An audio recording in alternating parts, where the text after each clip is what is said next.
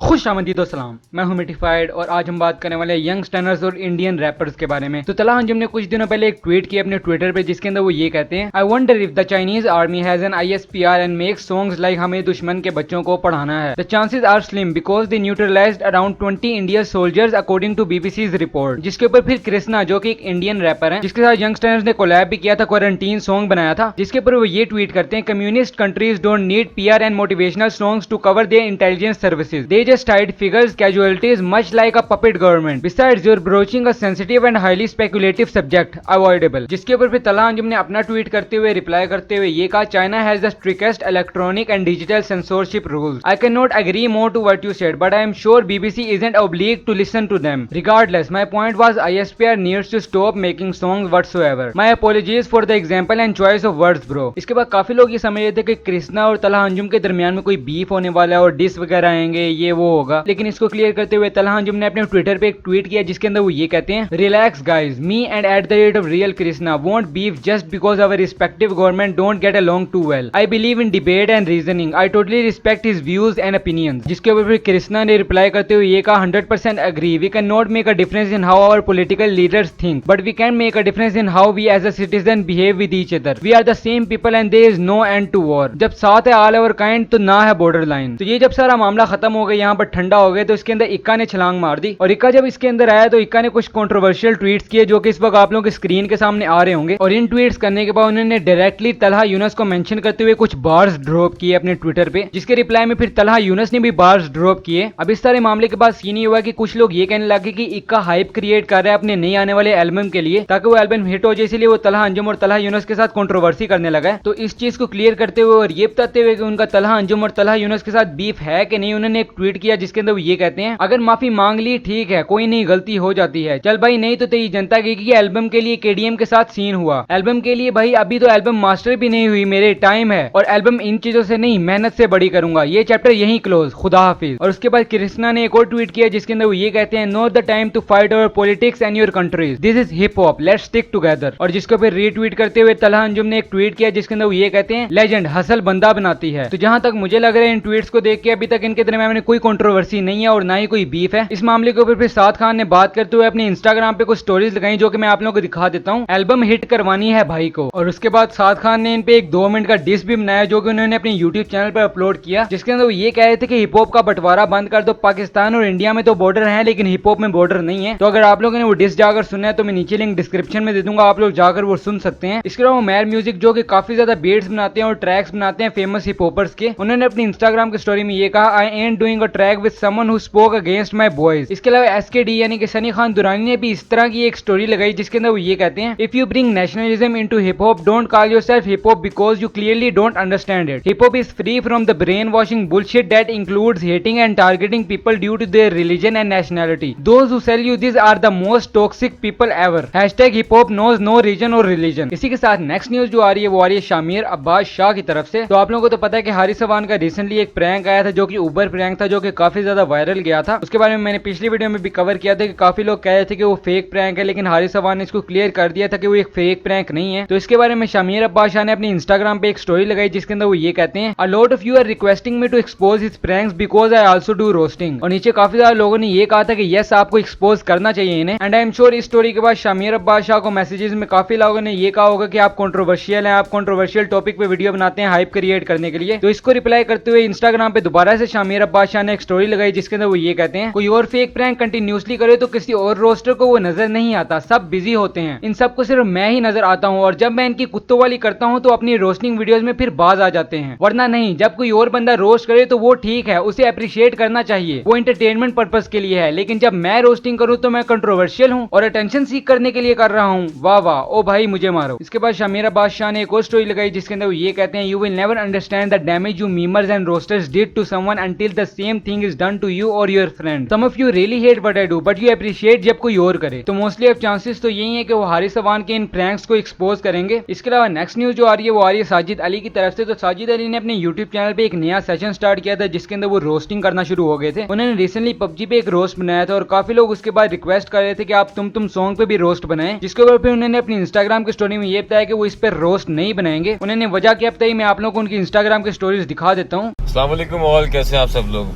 जितने भी देखने वाले मुझे मैसेज कर रहे हैं और ये कह रहे हैं कि वो रोस्टिंग तुम पे बनाएं या रोस्टिंग वो उस पे बनाए इस पे बनाए छोटे मोटे टॉपिक पे, भाई मैंने रोस्टिंग इसलिए स्टार्ट नहीं करी कि मैं फजूल के टॉपिक के ऊपर आके बात करूं। मैंने रोस्टिंग इसलिए स्टार्ट की कि मेरी रोस्टिंग से लोगों को अवेयरनेस हो जाए। जैसा कि हमेशा से मैंने हर वीडियो इस सेंस ही बनाई है कि उस पर एंटरटेनमेंट प्लस कोई मैसेज हो, तो रोस्टिंग में भी यही सोचा है। और रोस्टिंग फैमिली रोस्टिंग बनाने की कोशिश की गई है।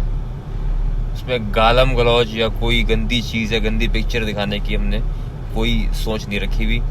तो हम जब भी रोस्टिंग बनाएंगे तो किसी बड़े टॉपिक पे बनाएंगे, किसी बड़े कैनवस से बात करेंगे। छोटे मोटे कैनवस से बात करके बिला वजह ना मुझे अपना टाइम वेस्ट करना ना आपका वेस्ट करना। तो काइंडली मुझे वो तुम वाली रोस्टिंग के लिए रिक्वेस्ट ना करें, थैंक यू। और वेट करें, मैं अभी आगे 2-3 बड़े टॉपिक्स पे बात करने वाला हूँ। बहुत अच्छी रोस्टिंग होगी, चेक कीजिएगा, thank you.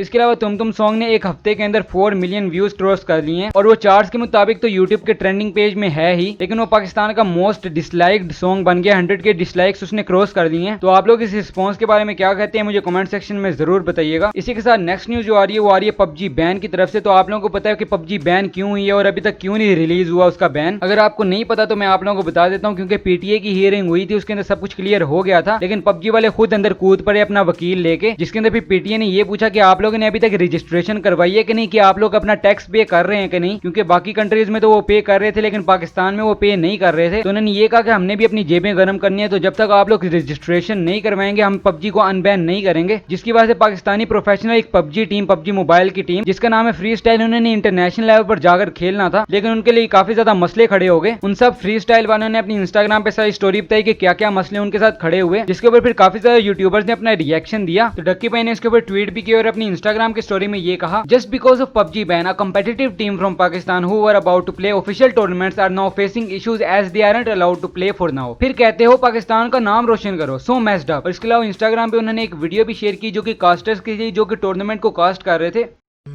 Now, unfortunately, due to unforeseen circumstances, the Pakistan team freestyle will not be participating today. However, some other teams to be talking about. And I feel really bad for them कि वो इतनी मेहनत करके इतने आगे तक गए, इतना उन्होंने ग्राइंड किया और इसके बाद भी उनको मौका नहीं मिला टूर्नामेंट में जाने का। खैर इसी के साथ नेक्स्ट न्यूज जो आ रही है वो आ रही है कोक स्टूडियो की तरफ से। तो रिसेंटली मैंने आप लोग ये बताया था कि कोक स्टूडियो के चैनल पे कुछ अंग्रेजों की अजीब चीजें पोस्ट हो रही हैं। खैर वो अजीब चीजें एक कोलैबोरेशन थी जो कि उन्होंने बी ऐप के साथ कोलैबोरेशन की थी, लेकिन फाइनली अगर मैं आप लोगों को बता दूं, एक खुशखबरी दे दूं कि वो कोलैबोरेशन खत्म हो चुकी है और वो अंग्रेजों का सारा जो माल था जो आप लोगों को समझ नहीं आ रहा था वो हट चुका है और अब वापसी वही कंटेंट आएगा जो पाकिस्तानी क्रिएटर्स का है। इसी के साथ नेक्स्ट न्यूज जो आ रही है वो आ रही है सैफ गेमिंग की तरफ से। तो सैफ गेमिंग ने अपनी इंस्टाग्राम पे एक पोस्ट की जिसके अंदर ये बताया था कि वो बीमार हो चुके हैं। बीमार होने की वजह कोविड-19 है। तुम लोगों को पता है कि मैं दूसरा वर्ड नहीं बोल सकता, डिमोनेटाइज हो जाएगी वीडियो। तो आई होप कि वो जल्द से जल्द ठीक हो जाए। इसी के साथ आज अचीवमेंट्स में हमारे पास सबसे पहले आ रहे हैं अहमद द क्यूट बच्चा, उनको मिल चुका है उनका सिल्वर और गोल्डन प्ले बटन और पाकिस्तान के सबसे यंगेस्ट यूट्यूबर बन चुके हैं जिनके पास सिल्वर और गोल्डन प्ले बटन है। तो कंग्रेचुलेशंस टू हिम। इसके अलावा आज अचीवमेंट्स में हमारे पास सबसे पहले आ रहे हैं बलाज मसूद, तो उन्होंने क्रॉस कर लिए 50 के सब्सक्राइबर्स। IBS शान ने क्रॉस कर लिए 50 के सब्सक्राइबर्स। केजर गेमिंग ने क्रॉस कर लिए 50 के सब्सक्राइबर्स। जुनेजर 2.0 ने क्रॉस कर लिए 200 के सब्सक्राइबर्स। हाउ टू उर्दू ने क्रॉस कर लिए 600 के सब्सक्राइबर और डकी एक्स्ट्रा ने क्रॉस कर लिए 900 के सब्सक्राइबर्स। तो congratulations and best of luck for the future. तो बस आज की मेरे पास इतनी न्यूज थी। अगर आपको वीडियो पसंद आया तो लाइक करो, सब्सक्राइब करो और शेयर करो। और वीडियो एंड करने से पहले मैं आप लोगों को ये बताना चाहता हूँ कि सॉरी अगर मेरी वीडियो लेट हुई है, उसकी कुछ वजह थी, वजह मैंने कम्युनिटी पोस्ट में डाल दी थी। तो इसी के साथ मैं मिलता हूँ तुम्हें अगली वीडियो में। अल्लाह हाफिज।